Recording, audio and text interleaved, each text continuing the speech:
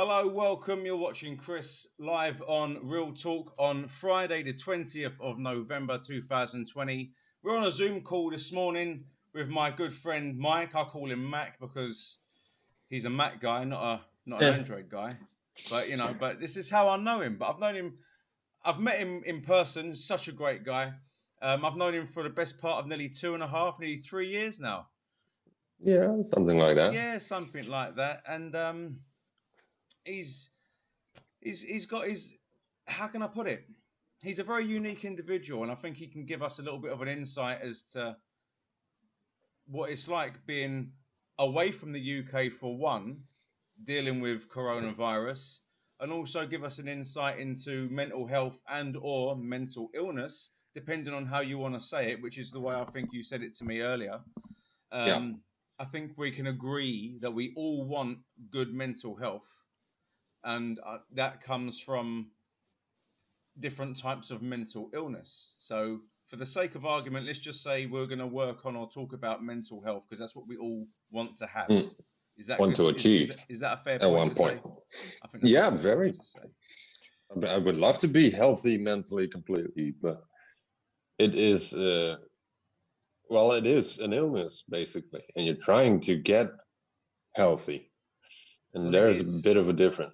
Yeah, I agree. So, you've moved around over the last year or so from one side of the world to the other, kind of. Yeah. Not that I far. moved from the Netherlands to Sweden, but that the world isn't that big. But It's yeah, not I that get big, one. but it's a lot to move. Yeah. To it's a change. It's different country. Yeah. How are the Netherlands and Sweden dealing with the illness currently, and how do you think people are taking what kind of restrictions they've been given? Well, there are so many differences at the moment. I mean, Sweden has been fairly laid back up till now with every regulation and rules. I mean, there was no lockdown whatsoever. Oh, really? The only thing that was restricted was like big gatherings, concerts, stuff like that, and a few restrictions at the hospitals. So you can join anybody going in and stuff like that. But that was the biggest part. Schools stayed open, businesses stayed open. So basically, the whole financial downside, we just flew by here. It's just until a few weeks ago we were asked voluntarily that if you want to work from home and you can, please do so. So, but like every other country in Europe, also the numbers here are rising at the moment. So. Yeah, and the thing is, that's it's quite scary, really. I mean, I remember when coronavirus first hit the UK, there was one case. I remember saying to a friend of mine, I said, "This is going to explode. It's going to explode." And the thing is, you hear about it. You hear about cases 100 miles away, and then a week later, you hear about cases 50 miles away, and then within a couple of days, you're hearing of cases that's 20 miles away, and you're thinking, "Damn, this is on my doorstep." Yeah, And it is scary because I know personally people who have died from this disease, and that gives me a little bit of food for thought. And on that, with the restrictions in place, with the loss that people are experiencing, and the threat of what some people could say of is impending doom, because let's face it, until there's an actual vaccine or something that can combat it, none of us are safe, really. Even people that have had it can get it again. Yeah. I mean, how are you? I mean, in yourself, how are you? How are you dealing with everything? I mean, I know you've had a loss in your family recently. Your doggy, and she was beautiful. Yeah. I cried when I found out, man. I really did. Oh yeah, you have no idea how many I liters kind of of do have tears. an idea, man. It's Yeah, that was very very shit, but it wasn't something that came. Well, of course, it's always unexpected, but I mean, he was 13 years old, and the average age for that breed is 9. Yeah. So we kind of saw it coming, but of course, I mean, every year he got older, it got harder and harder. I mean, that's the same. What? That's the same sort Yeah. of age as our dog. I mean, our Stanford. You've Yeah. seen him on the pictures. Yeah. It's his birthday. He's 13, just over a week. But he doesn't look his age. And the thing is, I know deep down that within the next 5 years or so, I'm going to have to make a very, very, very difficult decision. Yeah. And it wouldn't be the first time, because I had to have my grand's dog about 7 years ago laid to rest. That is the worst thing, because, and sorry if this brings back a couple of memories for you, but it really is over within 30 seconds. You know, so they shave the paw. And this is one thing I can quite honestly say is, when it comes to euthanasia in animals, it is the kindest thing, because they go to sleep very quickly. They don't feel it. You can hug them as they go. You can stroke their head, and you cry. But the thing is, it's a kindness, because if you have an animal, a dog, for example, that's suffering, and there is no way of them getting better, and they're in pain, and they have no real quality of life, it is a kindness. And this is why I think it should be allowed for humans. Oh, absolutely. I absolutely agree. Yeah. You see, I mean, that's it's some people would disagree, strongly disagree. Some people would even say it's murder. But if you're in a position where you have, say, multiple amputations, you've got severe brain damage, you don't recognize anyone, you're in severe pain constantly every day, you can't eat, you can't drink, you have no quality of life, and you feel like you didn't want to be a burden on the rest of your family because you just don't want to live anymore. I think personally that, providing you get the correct medical attention and, how can I put it, get assessed mentally for that decision, and it gets approved, because you have literally no quality of life other than just laying in a bed and shitting yourself. Or if you have a terminal illness, if you have terminal cancer or liver failure, I think it should be discussed upon and made legal within reason. But that's just me. You know, it's no, I fully agree. I mean, Holland is pretty like far along that road at the moment, even for like just mental health. You don't have to even have any physical illnesses or stuff like that. But it is a very long road, because of course they want to make sure that you're absolutely certain. And in some cases that should be maybe made a bit easier. I mean, people of age that are struggling through to, I don't know, whatever they have. I mean, my grandmother, before she passed away, she degraded so quickly. Oh, tell me about it, man. I mean, her last few months were just, I mean, as you just know, let it happen, basically. I mean, as you know, my grandmother passed away earlier on this year, and she deteriorated rapidly. You know, and I mean, she was in a care home, but I strongly believe the reason why she went when she did was because of the lockdown. It wasn't, some could say it was COVID related, but it's a case of where she wasn't allowed to have any visitors for over 10 weeks because of the lockdown. She just gave up. You know, and that's sad, because I never got to say goodbye. I mean, I knew the last time I saw her, it would more likely be the last time I saw her, which is sad. But I feel that, as she didn't know who anyone was 99% of the time, and she couldn't move, she couldn't stand, she couldn't walk, she really was laying in her own urine a lot of the time. I do feel that it might have been a kindness. I mean, I know I'm saying that about my own grandmother, but but it's something you need to look at case by case. Exactly. It's you can't just say, let's do this to this person. It needs to be on an individual basis, and quite rightfully so, should be rejected if there's no grounds for it. It literally has to be, in my own opinion, a complete last resort. Mm. If there's no way of making someone comfortable, if they've got no chance of cure and it's terminal, and there's literally no other option, they should be offered the opportunity to make that decision if they are able to Mm. make that decision. But Yeah, but it's absolutely. I'm going to get slammed on the internet for this. I really am. I can just tell there's going to be people in the comment section saying you're advocating No. murder, but I'm not. I'm really not. I've got Yeah, someone don't here called mention my Kieran channels, Gallagher. please. Morning, Chris, and hello, Chris's friend Kieran. This top guy here is Mike. He's such a great guy. But what I want to ask you now, Mike, is while we're having a vape, are you able to or not, and you don't have to, talk about your own mental health? Oh, absolutely. Because even though I still suffer from it, I I would like to think that I overcame it.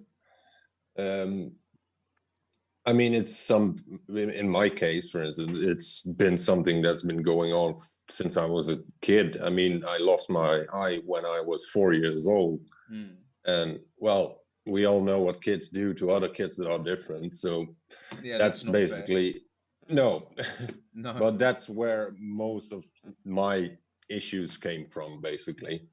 Came from bullying. Oh yeah, absolutely. Bullying. I can empathize with that because I was bullied a lot at school just Yeah. because, you know. And for me, it went basically two different ways, because in my head I was never good enough, and I took the aggressive approach, and at one point started bullying myself as well. Because yeah, I mean, it's not something I'm proud of, but no, but the thing is, these are things that people can look out for, because for someone like yourself to openly admit that, I think is a massive step forward. Oh yeah, no, And a lot of I've been people, an asshole. yeah, I mean, a lot of people can't and won't admit that to themselves. I mean, I was bullied at school. I've never become the bully. However, I have learned to stick up for myself and I can spot bullying. So when I see it, even if it's something on the street which I don't agree with, I'm one of those people that just can't stand by. I'm not one of those people that gets their phone and goes, let me record that. I'm going to say something. Because that drives me mad. I know I've always been one to step in and try and do the right thing because I've seen and experienced the wrong thing a lot. Yeah. You see? Yeah, I am the same now. I mean, there was a point, but I don't think I did it to be aggressive. I just wanted to fit in. Yeah. And that's something you hear so much with mental illness. You just want to be normal. And I know there is no normal in this world today, but well, the thing is, normal is a matter of perception. One person's normal is not another person's normal. You see, I mean, for some people, normal could be waking up every day and wearing a mankini. Yeah. You see, but you know what I mean. It's all a matter of perception. But the thing is, it's difficult to say what is normal, because for people with mental health problems that have had mental health illnesses for, say, their entire life, that is their normal. And although they don't want to have that mental illness, they see that as being normal. And it might be, I'm just saying, throwing it out there, that if they overcame that mental illness like that, if someone could flick a switch, they may feel very, very uncomfortable because they're out of their normal zone, because they haven't experienced what it's like. And that's kind of what happened to me like 2 years ago.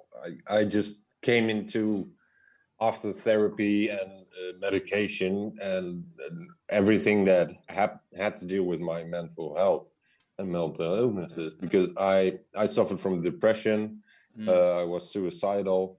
I have a personality disorder, and a long list of all kinds of different words that nobody knows what they mean. But and like 2 years ago, I had my last therapy session, and I was doing good on my medication, and I just came to a point. Well, who the frick am I?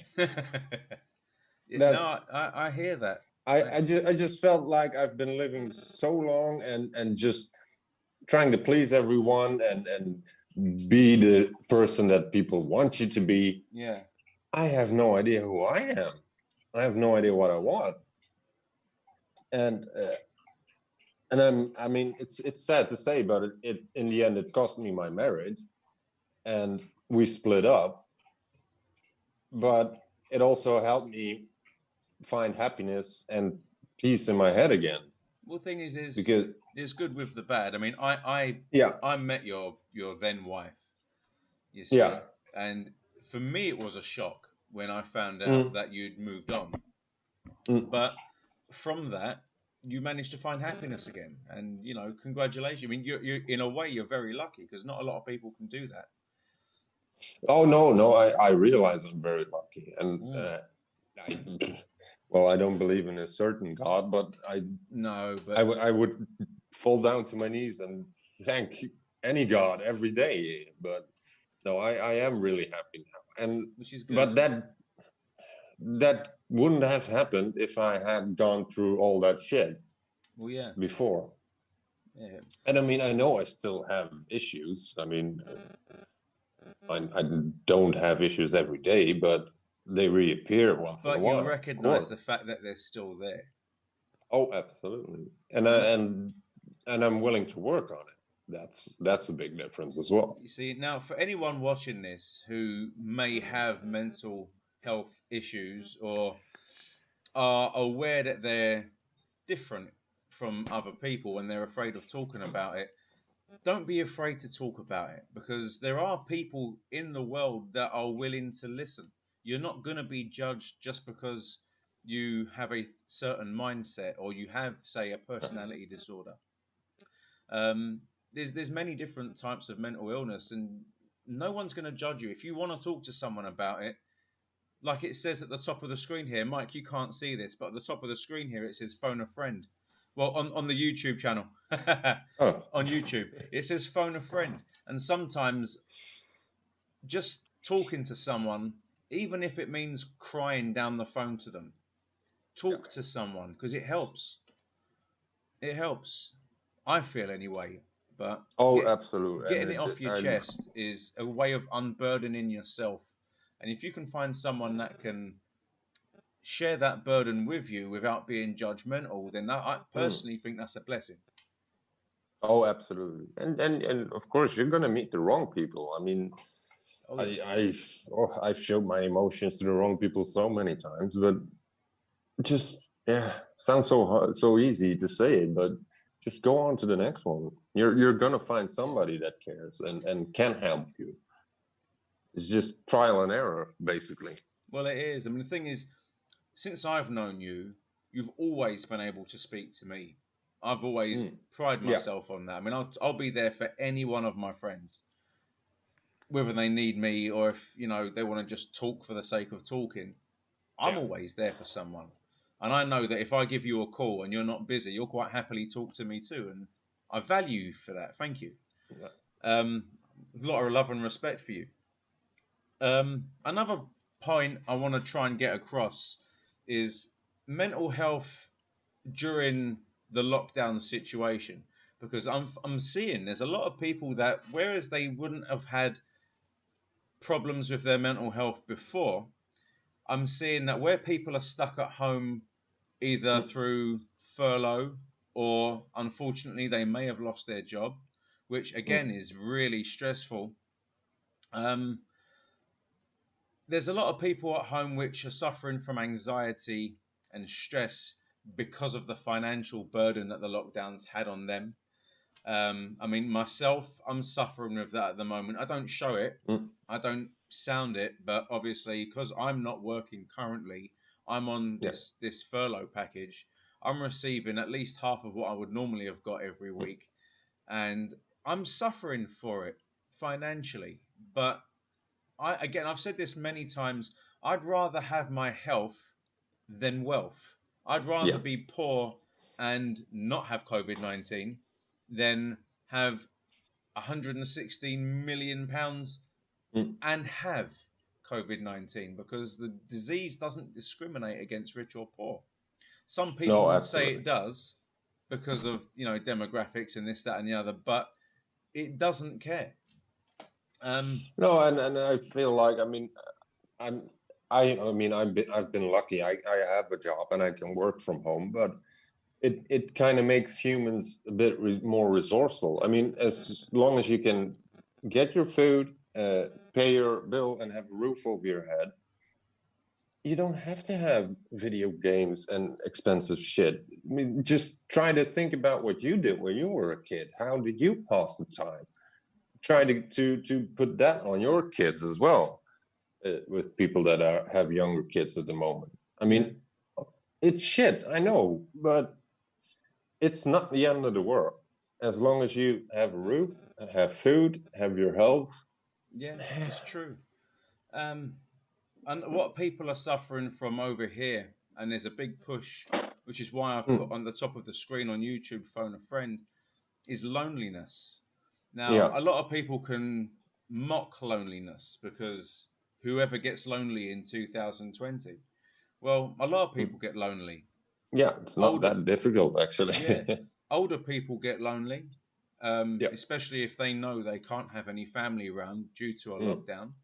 Myself, I get extremely lonely. I mean, I'm here in these four walls every day. I literally, the only place I go is in my car to go and pick up my son from school. Then I go mm, to pick up, no, let me get this straight. I go pick up my missus from work. I go mm. pick up my youngest son, and then I go pick up my eldest son, and then I come back here. I literally travel within a 3 mile diameter radius. I don't go Yeah. anywhere. And being at home for me all the time, even though I've got the internet and I've got access to telephones and PlayStations and Xboxes and all the good stuff, I It feel helps, lonely. but it's not the same. No, it's not the same. I feel Yeah. lonely because I'm not having that social interaction. I'm not seeing my family. I'm not seeing my friends. It's Yeah. it's completely different having a video call than what it is being able to go and see someone face to face and hug them. You know, Yeah. even a bro hug. You know what I mean? Even just seeing your best friend and just saying, "I love you, dude." It's different. It's Oh, even I'm gonna hug you so hard I am when gonna all of this hug is your over. face off. You know, I've got another comment here. I've got Kieran Gallagher saying, going out really helps me when I was suffering mentally. Going for a ride on the bus or on the train really helped me clear my mind. When the lockdown Yeah. came, it really affected me because I couldn't leave my house. And that's something you have to quite respect in a way, because if Yeah. you're that lonely, the fact that you feel that you need to get on a bus or a train just to be around people, Mm, that that's quite sad, really. But again, you have to respect that because of how dangerous and dirty public transport is. I haven't been on public transport since March. I refuse yeah. to use it. I'm not going to use it unless I absolutely have to. And as you know, I drive buses for a living. Yeah. So I'm kind of stuck. You see? Um, Hmm. Yeah, yeah, you're in a it's bit like of I a hate pickle. buses currently, but what do I do for a living when I go back to Yeah. work? But Yeah, and that's the thing. You see people react so differently because here, the only thing they did a few months ago is basically clear off the driver's section. So yeah, you're same not here. allowed to use the front door again. And they put up a ribbon. And that's it. Yeah, And people are basically still packing buses here. That's yeah, this is without face masks or anything. yeah, and So, this is the thing. This is what's happening here is because public transport, you need to wear a mask unless you're mm, medically exempt. The yeah, exemption pass, which anyone can print out, is on the government website here in the UK. If you know where to find it, it's there. You can print it off for free. Personally, mm, I'm not a fan of that. I would rather that being released via some kind of QR code that a doctor gives yeah, you to sign you off as exactly. being genuinely medically exempt. That way you can wear it on a lanyard around your neck. Mm, But there are people here in the UK that get on public transport and they go into shops and they do what they need to do every single day without wearing a mask, and mm. they don't have health issues, whether it's breathing restrictions or anything else. I mean, mental health can actually stop you wearing the mask because you can feel Hmm. claustrophobic and have Yeah. anxiety attacks. So I can understand that and respect it, but Oh, unfortunately, there absolutely. are people who are using that as an excuse when there are genuine people out there Mm. who suffer with that. Yeah, and that's still the big difference here because it's not mandatory anywhere at the moment. Mm. And what you start seeing now is people that are wearing masks, for instance, in the supermarket, they're actually being mocked for it, and that's a Really? bit of a sad story. I mean, I'll admit I don't wear masks if I go to the shops now, but as soon as they say, "Well, you have to," well, fine, I'll wear one. I don't Yeah. mind wearing Yeah, I one. mean, the way you have to look at it is my argument is it's the same as an American and their gun laws. The way they see it is it's Yeah. their constitutional right to have a gun, and the argument is I'd rather have it and not need it than need it and Mm. not have it, Yeah. which is sad but true because there's literally proof that it literally proves that your oxygen levels do not diminish. Yeah. Wearing a mask, even wearing 4 masks, it's proven Mm. you don't get any less oxygen in your bloodstream. It's been Yeah. proven on more than one occasion that wearing a mask doesn't massively increase the amount of CO2 going back into your system. Yeah. You know, it's not to a point where it will cause you physical issues.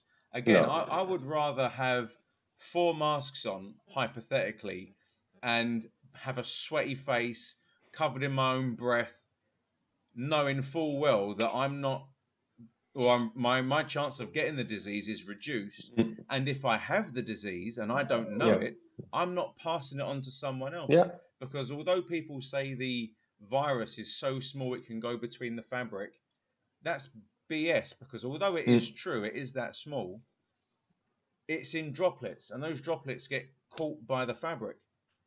Yeah. You see, so I'd rather wear a mask and then when I'm finished with it, dispose of it, knowing full well that I've done what I can to try and protect other people. Yeah. Yeah, and I mean, I have the mask because up until a few months ago, I used to travel abroad as well, and in some countries it's just mandatory. So, and that's the thing. I mean, I don't mind following rules, but as long as there's no official rules, yeah, everybody's Yeah, just doing their own thing. yeah. We've got another comment, 2 comments from Kieran again. He says, I remember when I was wearing my mask, I was breathing so heavily because of my anxiety. There we go. Yeah, His anxiety was through the roof, and I literally had to rip it off because I couldn't handle it. And the thing yeah. is, it's not because of the lack of oxygen. I would No, assume it's literally because you feel restricted. yeah. It's just having your face enclosed. It's like having someone's hand over your Mm. face like that. Even though you can breathe, it's not a pleasant experience. And I got my exemption pass as a last resort. Which again, if you Yeah, can get your exemption pass, get it. If you know yeah. And you live, I yeah, mean, my partner now, she has the exact same thing, but she's still. I mean, if we travel through Germany, you have to wear a mask in public places and gas stations and something. She just puts it on, runs in, does her thing, runs out, and it's done.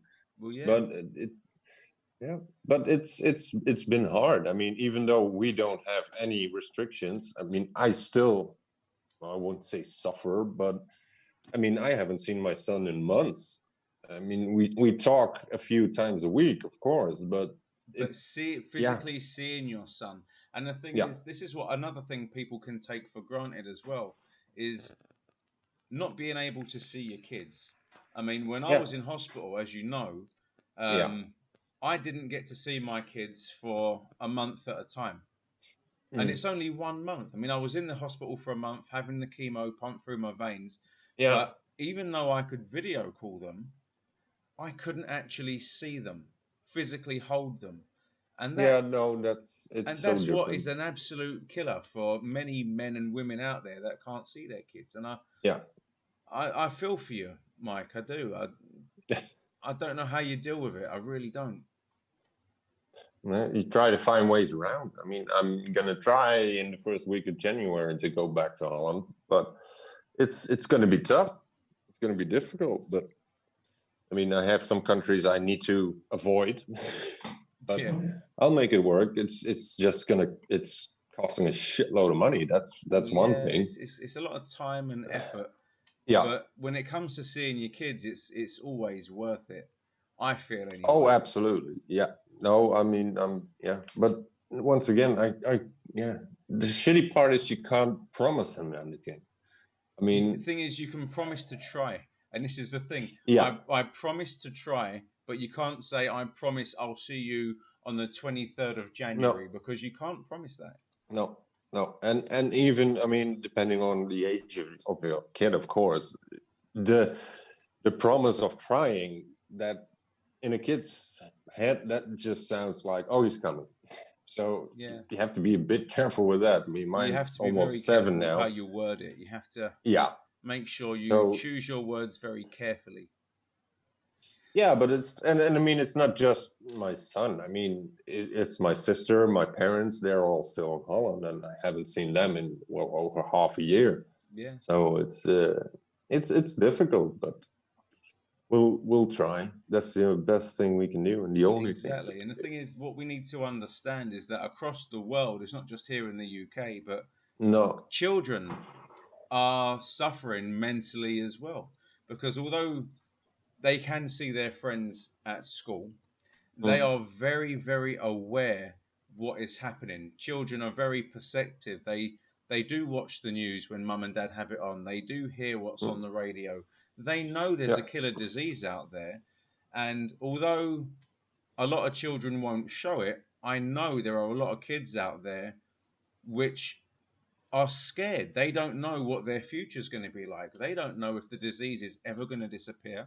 There's children now that are probably 3 or 4 years old, just beginning to understand what's happening in the world, and all they're going to remember that from an early age there was restrictions everywhere and there was this killer disease, and it's difficult them trying to move on from that because they're not going to know any different, because this is how they've been brought into the world. Yeah, and I mean, like I said, my son's almost 7 now, and like one of his teachers got sick. So the last time I spoke to him, he literally said, "I don't want you to come because I don't want you to make us sick." Oh. And well, you can be a very big adult, but that breaks your heart. Yeah. It can. And that's, I mean, I don't mind him showing emotions. I mean, I've been bottling up emotions for over 30 years, so I've learned my lesson not to do that anymore. But it's still, it fucking hurts if somebody says it to you, "I don't want you to come." Well, yeah, it does. But again, admitting that, you know, I would hope that you know how you can try and deal with that. And the thing is, I'm glad you spoke to me this morning, because I know there's at some point going to be someone watching this video that can relate to what you're going through one way or another, with everything that you've been through and currently dealing with. Obviously, you can see it from the other side. So I'm looking at you from this part of the world with what I'm dealing with, which is a little bit of loneliness. I suffer from a little bit of anxiety. I don't feel comfortable when I go outside. You know, I almost panic when there's large groups of people, and that's purely because of my own physical health with my immune system. That's how that's how I'm dealing with things. But I try. But it pales in insignificance to many, many, many other people, which are literally going through what some would say is a war inside themselves. And we need to try and make people aware that it's okay, it's good, it's okay to talk about it, to find someone who you can trust and have that safe place. You know, even if it's on a telephone call. You know. And I mean, it doesn't even have to be anyone you know. I mean, I know, for instance, like in Holland and here in Sweden, there are, I don't like the words, but the suicide hotlines. And those people are basically just there to talk to you. Yeah. And I mean, You can even ring a random customer service to talk to somebody. I mean, I know that a lot of, because I'm in that myself, my calls have been so much longer since Corona than before, because before people just wanted to finish their business and be done with it. But because everybody has so little like real contact anymore, I mean, calls that I can finish basically in 3 minutes, they can last up to 15 minutes now, because people just want to talk. And it doesn't have to be about your emotions, but just, it can be about anything.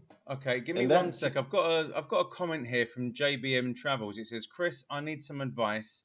I had a test for COVID-19 and got the test results back today, and it's positive. What should I do? Okay, JBM Travels, if you've got a positive test, what you need to do is not go anywhere. You stay at home. From when you had the test, you had to stay at home until you had a negative test. So however long that would have taken. Now that you've tested positive, you need to isolate at home for 14 days.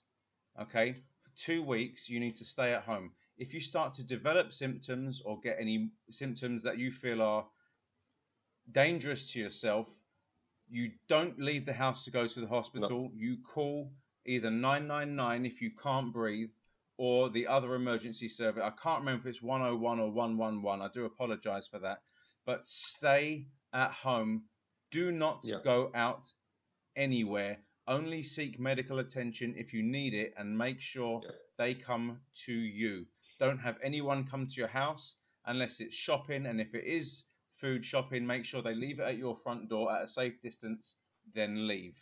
But whatever you do, do not leave your house. And I'm not a religious guy, but I pray you recover, because over 90% of people that get it don't suffer badly with it. So this is what you need to remember. If you have it, and that is a good point. Even if you don't have any symptoms whatsoever, just stick to the 14 days. Exactly. Even if you're not coughing, even if you're not having a temperature, if you're asymptomatic, you need to stay home. It says 10 days, stay at home. Well, that's what JBM Travels just said. It says 10 days. I'm old school, because when it was first, it was 2 weeks. It says 2 weeks. Personally, I would give it the extra 4 days, give it 14 days, because again, you don't know. There's people going out there now, which is sad, because they're getting tested, they're getting a positive, and because they feel fine, they're still going out and they're spreading it. And this is why you need to stay home for 14 days, because you start showing symptoms long after you're already contagious. It takes at least 2 weeks for the disease to manifest itself in a physical form via a cough or a headache or a fever. And within those 2 weeks, you could be giving it to so many people. You just don't know. How do I tell work, says JBM Travels. What you need to do is send your work an email or phone them, and whatever documentation you have when it's to the positive test, send them over the test result. If you can email them the test result, or screenshot it on your phone if you had a text message, send it to them via email, but make sure you make them aware. And if you feel 100% fine, that could be because you're either asymptomatic or you haven't developed any symptoms yet. But do stay at home for the 14 days, and make sure that anyone you've been in contact with, because test and trace isn't 100% effective, call people you know you've been around and say, look, I'm sorry to say this, but I've tested positive and I was with you last week, for example. Go and get a test. You see, if test and trace as a thing that the government are doing isn't working, we need to make it our responsibility to make sure we tell people we've been around that we've got it, so we can make sure they go and get tested, and so on. Because that's the only way we're going to get on top of this. If the government ain't going to do it, we have to do it ourselves. So that's my advice there. Yeah, no, absolutely. I fully agree. Just, I mean, I don't even have to, but I'm going to get myself tested. So, I mean, it's. But that's more, because I'm going to try to jump the borders. Yeah. I've got Transport Hub here. His name's Jack. He says, "Hi, Chris. Hi, One-Eyed Vapor." Hello. Hello. Hello. Hello. Yes. Just, I'm going to ask you now, Mike.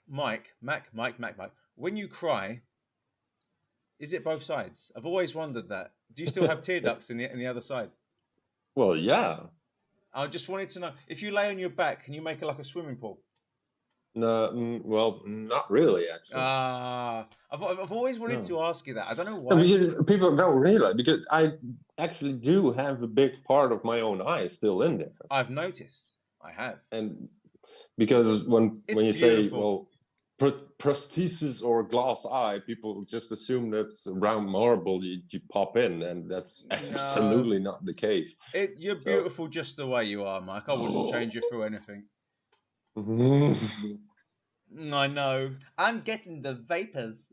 But I did have a cough, says JBM Travels, but I'm 100%.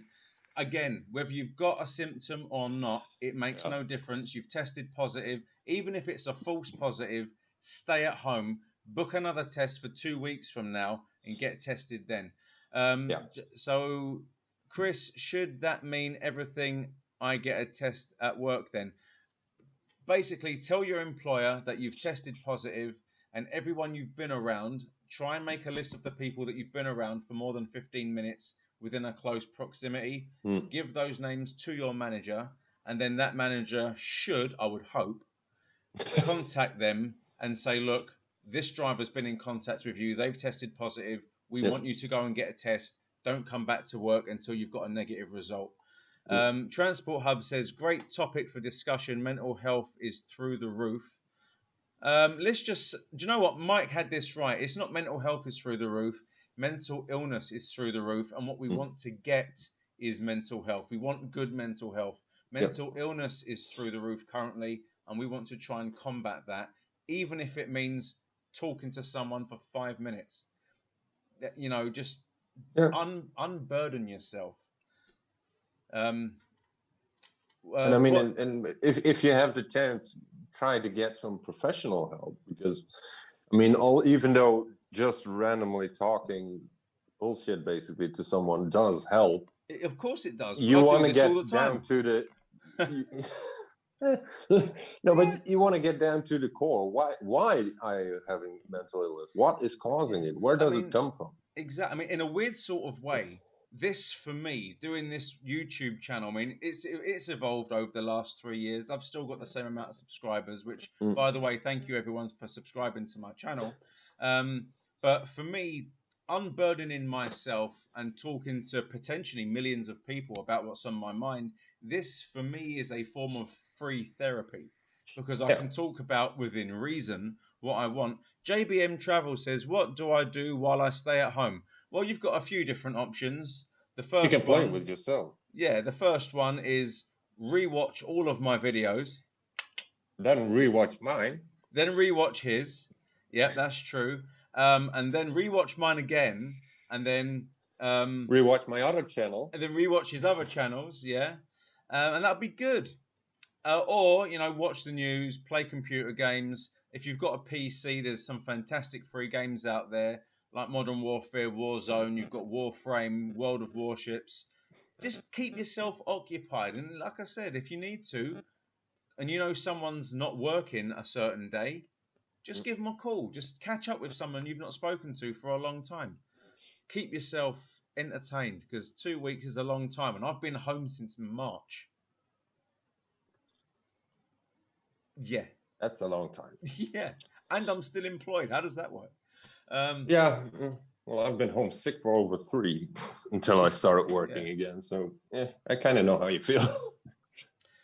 Kieran says, I watch a lot of World War II documentaries whenever I'm at home. You know what? So do I. Yep. Guilty. Oh, Mike, I'm going to make you laugh. No. Oh. 9! Yeah, we're not going to go there. We had a private joke a little while ago. I don't want to get myself banned from YouTube. No, that's something.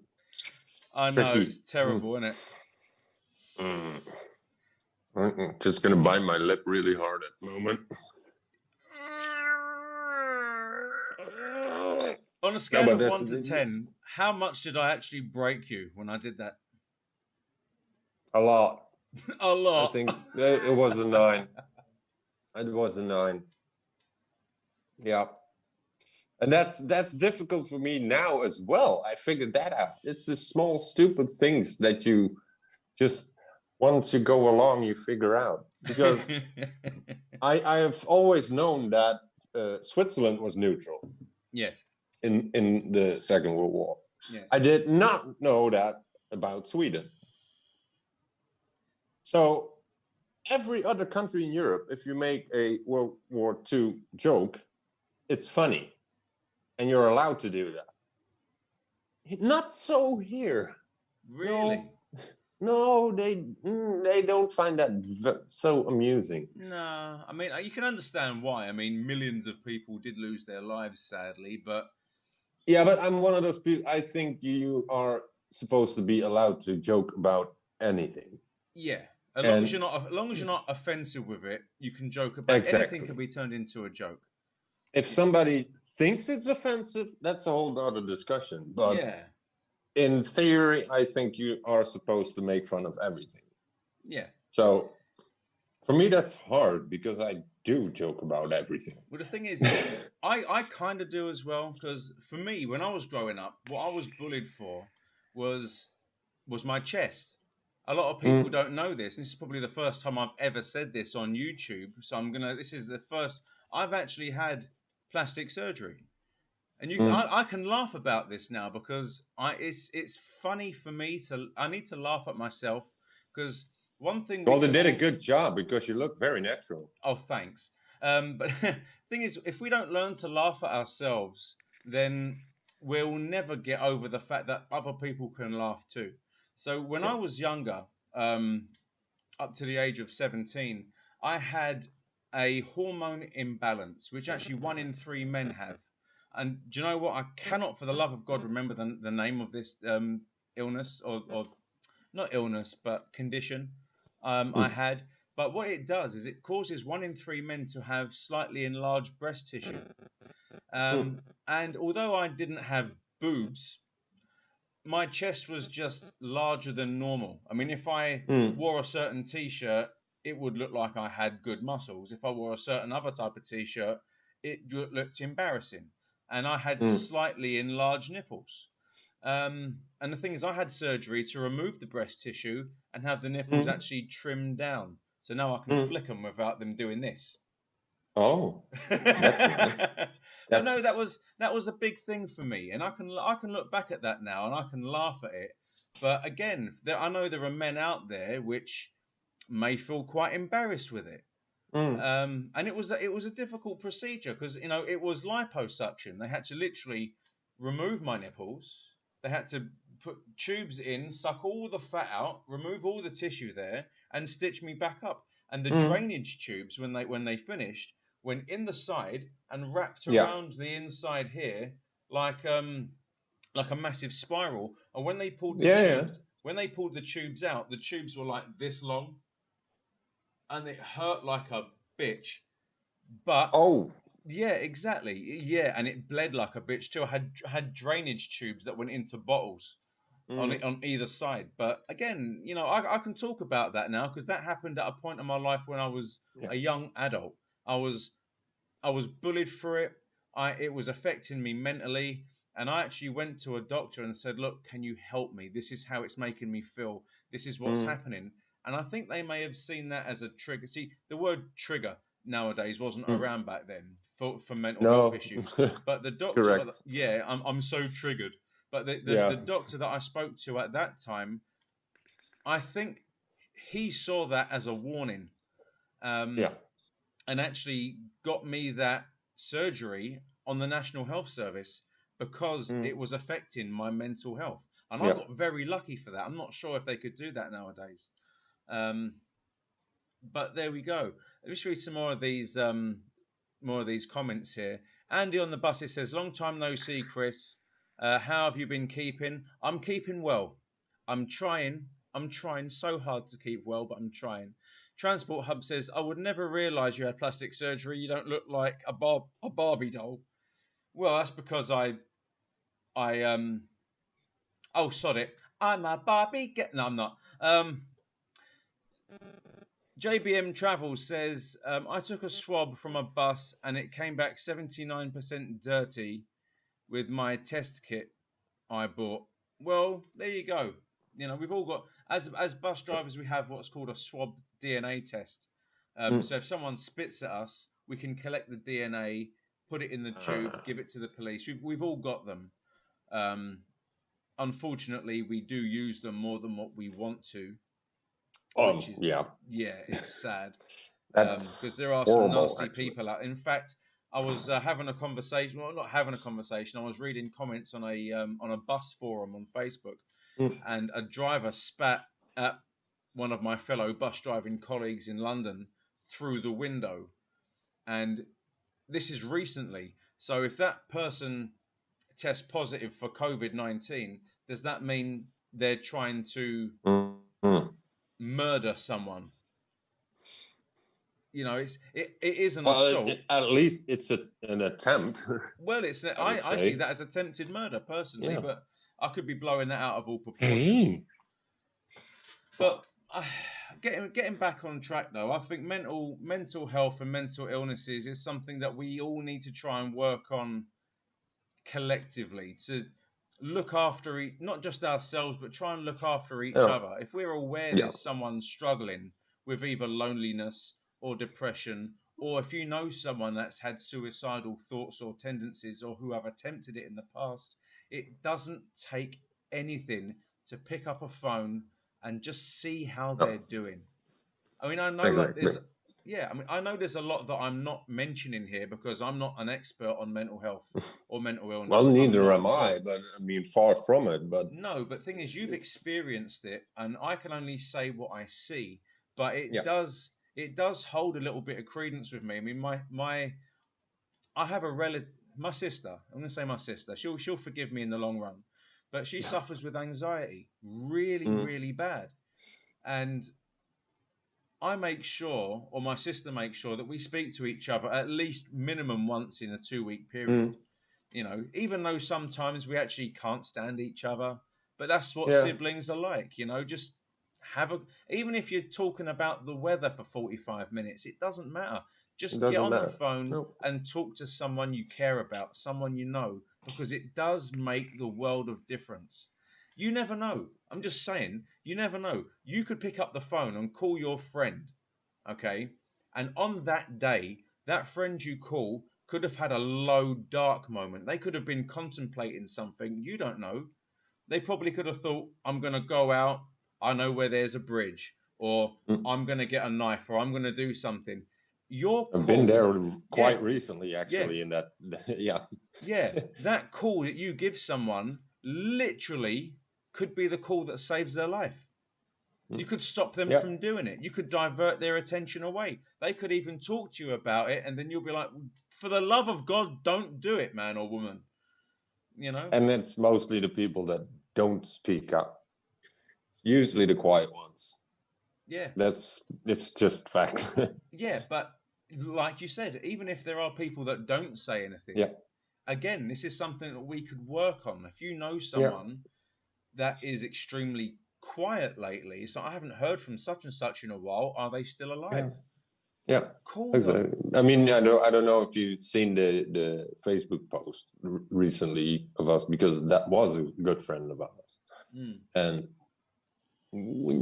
it was the week before, we basically just didn't hear anything anymore.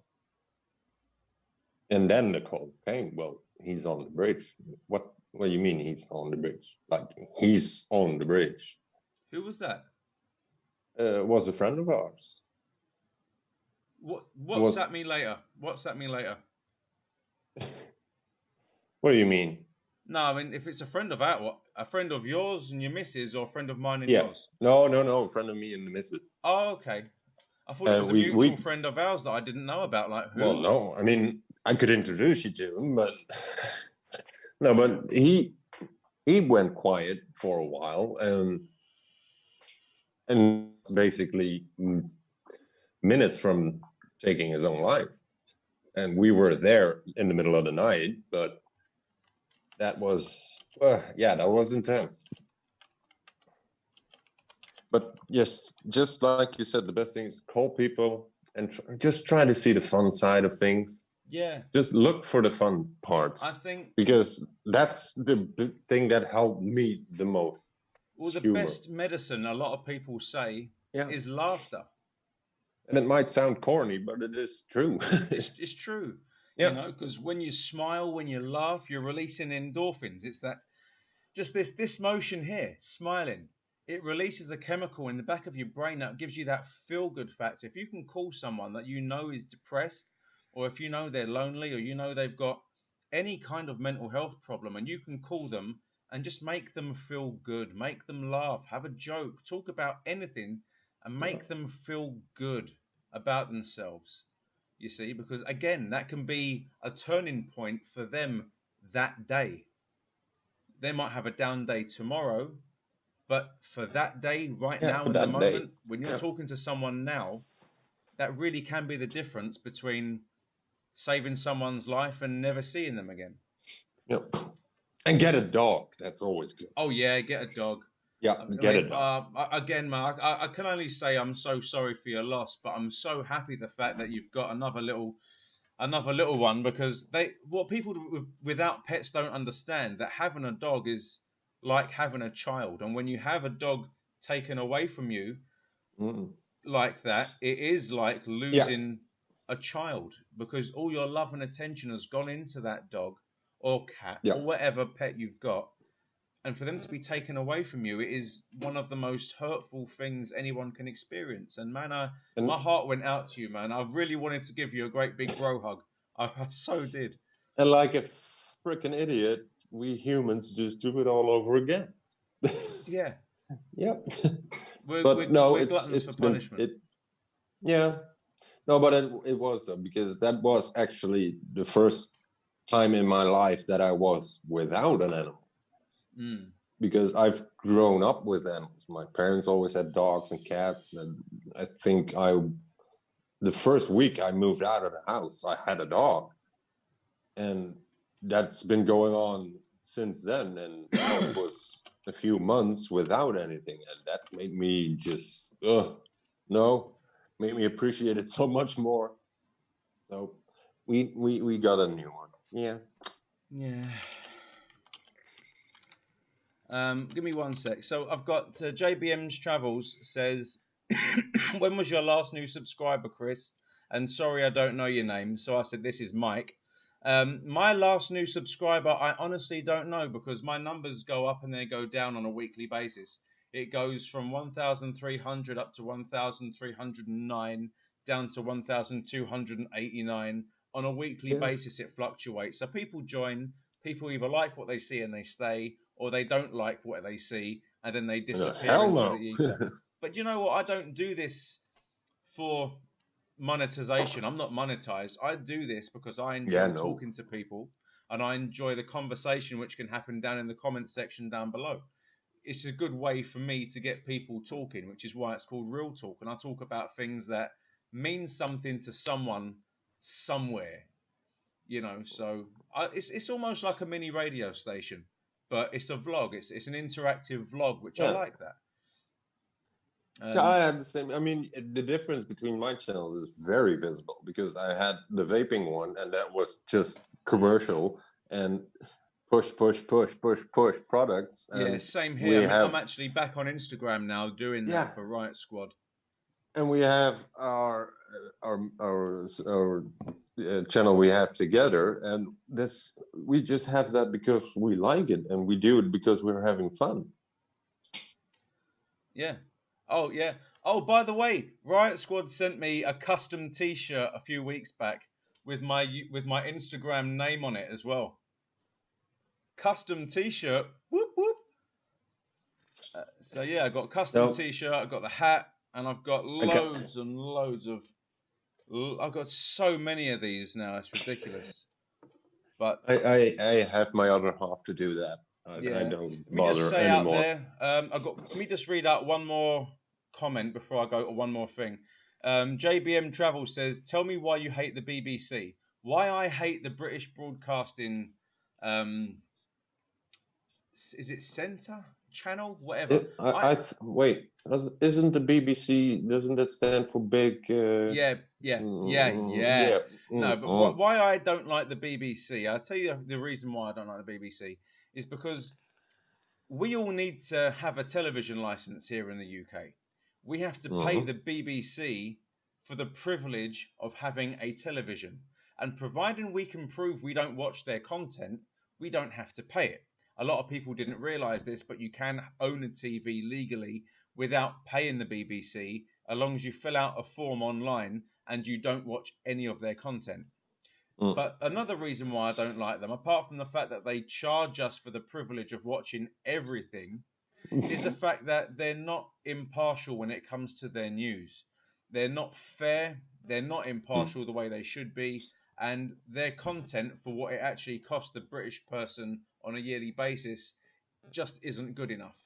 It isn't good enough. I would rather them have adverts within their channel, within their broadcasting, and have them paid for via ads rather than me pay for something which I'm never going to watch. Which is that's why I don't like the BBC.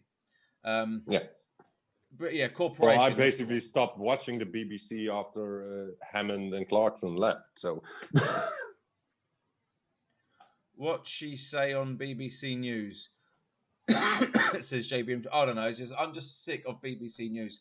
I'd rather watch a little bit of BBC News, then swap over to Sky News or RT, and then CNN, and then I'll put all of the different things I've seen together to come up with what's actually happening, because no one's ever going to tell you the actual fact. I'd rather hear it from several different sources and then work out the truth from what I've heard from several sources.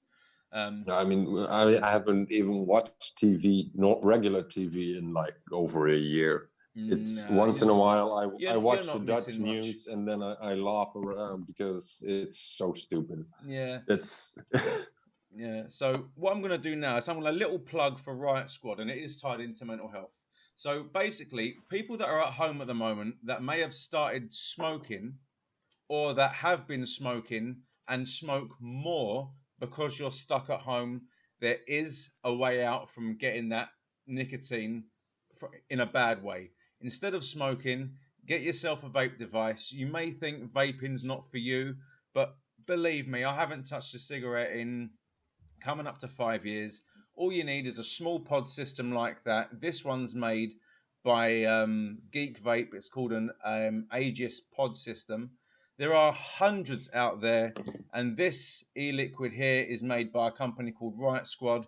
This will fill up this, even though it's tiny, at least 4 or 5 times, and it lasts me, one tank can last me a day. It literally gives me the nicotine that I need without smoking, because smoking's bad. If you're going to be smoking or wanting nicotine, try not to smoke, save your lungs at least, and vape instead, because the last thing you want to have is COVID-19 and lung cancer.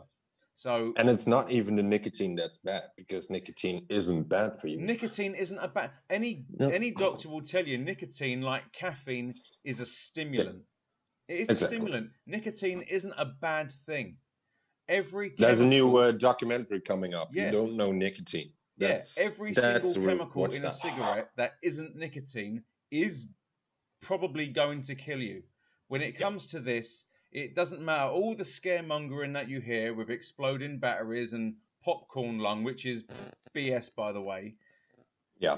You are 90% less likely to get ill from this than from smoking. I would rather anyone smoking at least try to vape, or failing that, don't do anything at all. But if you are going to vape, do me a favor.